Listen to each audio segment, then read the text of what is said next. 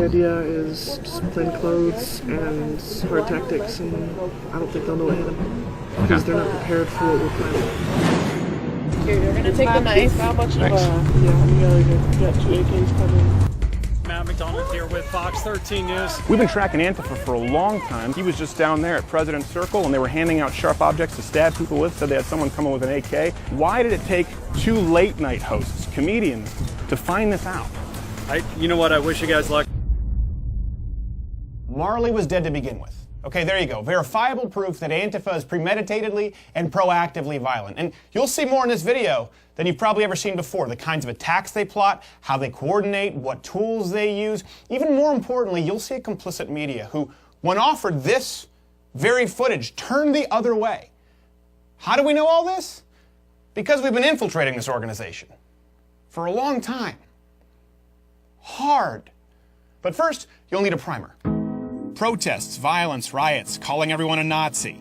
This is the MO of Antifa. We've all seen it, but the media, politicians, and academia all defend, deflect, or completely deny. They are strictly principled anti-fascists. What we saw were some brave people risking their lives. That group protests fascism. Maybe their tactics weren't exactly right. It's messy. Antifa are people who go and they try to push back on these guys, but it is not the case that they are going around building an armed movement. Fascism cannot be defeated through speech. You need to take it with the utmost seriousness before it's too late. Black Lives Matter, the Antifa movement, is interested in preserving the fabric of America. Antifa is one of those things that somebody came up with as a catchphrase so that you could say, you know, oh, there is violence on the other side. Why is that? Why defend the indefensible? Are they really just an inconsequential group of rabble-rousers? How deep does Antifa's organization go? What's their end game? Well, for several months, we tracked and infiltrated Antifa, culminating in their violent protest of the notorious Jewish Nazi speaker, Ben Shapiro, at the University of Utah. But before we get to the part where we send Not Gay Jared in undercover, vulnerable, afraid, and shaking like a Chinese crested without one of those little gay sweaters,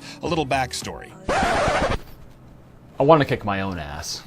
In order to get in with the Antifa crowd, we had to infiltrate their private groups. After news broke that they were officially classified as a domestic terrorist organization, they pulled everything in much closer to the chest. They started vetting people, becoming paranoid about spies. They demanded we meet with them in person, installing a cryptic messaging app onto our phone, which they used to organize. So I just met with the guy, and he installed a super secret encrypted messenger app on my phone, and they immediately took roll call, using all pseudonyms such as Firebird, Ski Mask, Xavius. Yeah, everyone except for Will. Yes, Will, whom we immediately identified on Facebook. Will also boasted of his sawed-off shotguns and armory in his trunk. At least that's what he said. I have a toolbox full of shit. Did you bring your gun?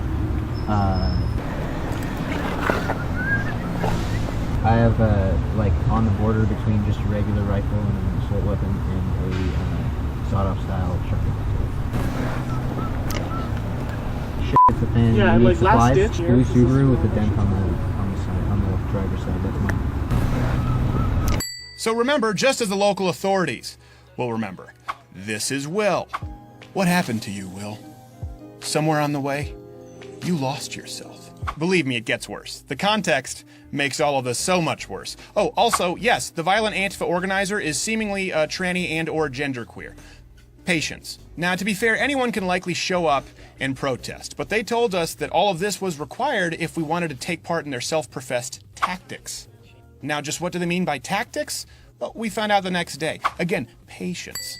First, to understand what their tactics are, understand that Antifa is now in a PR battle. So what they claim and what they do are two very different things. Just plain clothes and hard tactics, and I don't think they'll know what hit them because they're not prepared for what we're planning. Despite wanting to put distance between themselves and Antifa, and despite what resident gay Asian SJW-in-chief George Takei tweets out, Antifa has never operated alone. They've been actively supported by professors and other leftist and student organizations. For example, current University of Utah faculty like Cindy Geraldine Solomon Kleppa and Alinda McKenna encouraged and emboldened students to disrupt the Ben Shapiro event and to create chaos. People like Ben Shapiro are the most dangerous people on this earth. And we're going to fight him tomorrow, aren't we? Yes. Solidarity. And student organizations like the Students for a Democratic Society, because that's a thing, not only work alongside Antifa when convenient, but work with them to scope out police and even to provide pseudo-security by committing acts of violence.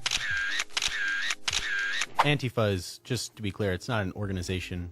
That's what we want to know. It's short for anti-fascist, and I'm absolutely anti-fascist. And I would echo what Ian just said. Antifa as a label does not mean one static organization, but it's definitely an ideology, a movement, a stance, if you may, of anti-fascism, bar none.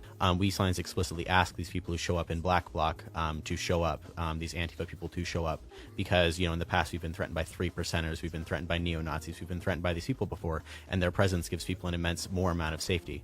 Now, according to Antifa's own words, what makes them different? The difference between them and many of the other activist groups is the willingness to respond with violence. See, the ultimate problem with Antifa and the organizations and professors who support them is that because they paint their opposition as Nazis, they've developed their very own unique code as to what warrants a violent response.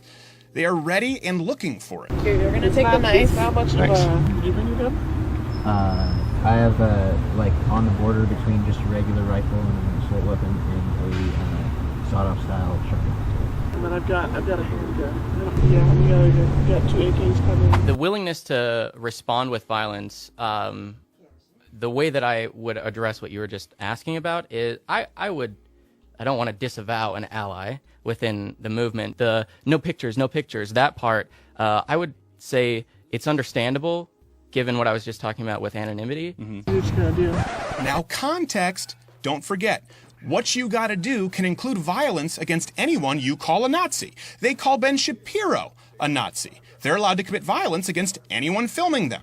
And just how violent can they get? If you go down to like the military surplus store, the Navy surplus store, whatever, you can get like a K-bar for like $30-40. And it's just a combat knife. It's a fixed blade, 5 inches or so, but it's just you strap it on your leg and you're good to go. I mean, this one's like tiny, so you have to really stab them. Yeah. Yeah, and like last ditch is gonna be lure them down here. Whoa, hold. Luring people to their cars with sawed-off shotguns and handing out knives and shivs. This went far beyond a goof, and we needed to get Nake Jared out of there. Good thing the man's got a quick mind. Is there a place to shit around here? I don't know this campus. And to the right. All right, I'll be right back. You guys gonna be in a few minutes? Yes, at the risk of being called a snitch, Nake Jared immediately turned the footage over to the authorities, who were already aware of our presence there, by the way. Turns out they'd been tracking this pansexual / transgender queer with an axe to grind for a while, and they were grateful for our footage. The media, on the other hand, who you think would jump on a story like this, well, their response is what's most disturbing of all. He was just down there at President Circle, and they were handing out sharp objects to stab people with, said they had someone coming with an AK. Why did it take 2 late-night hosts, comedians, to find this out? You know what? I wish you guys luck. Yes, you just saw correctly. Even being shown the footage in the presence of police officers to confirm authenticity, they walked away.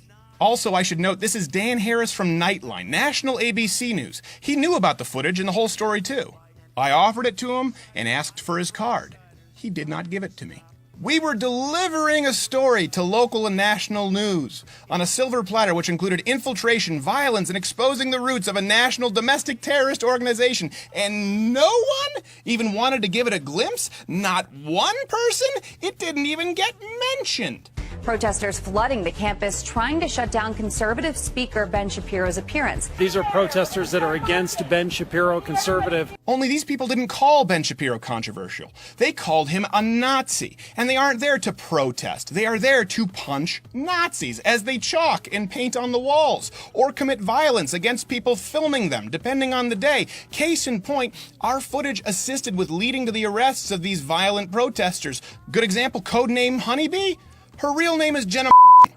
Now, let me be clear here. We do not want to dox anyone, and we ask that none of you dox anyone. But we do want you to alert your local authorities if you recognize any of these people. These folks aren't playing a game anymore. This is serious violence.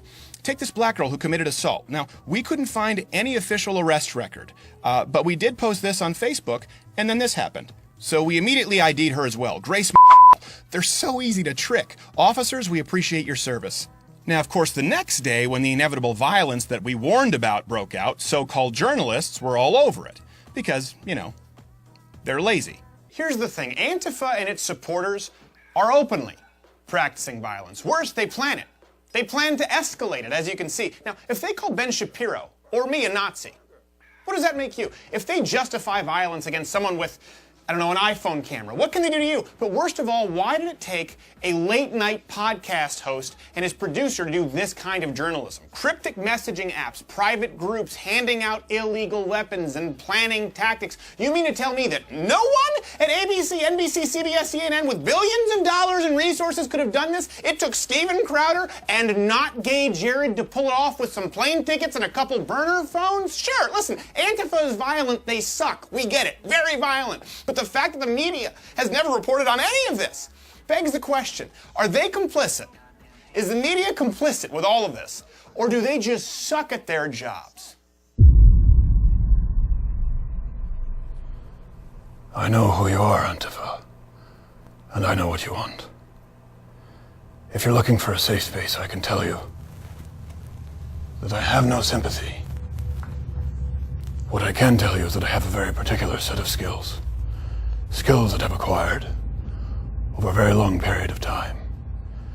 Skills that make me a nightmare for people like you. If you stop your acts of violence now, that will be the end of it.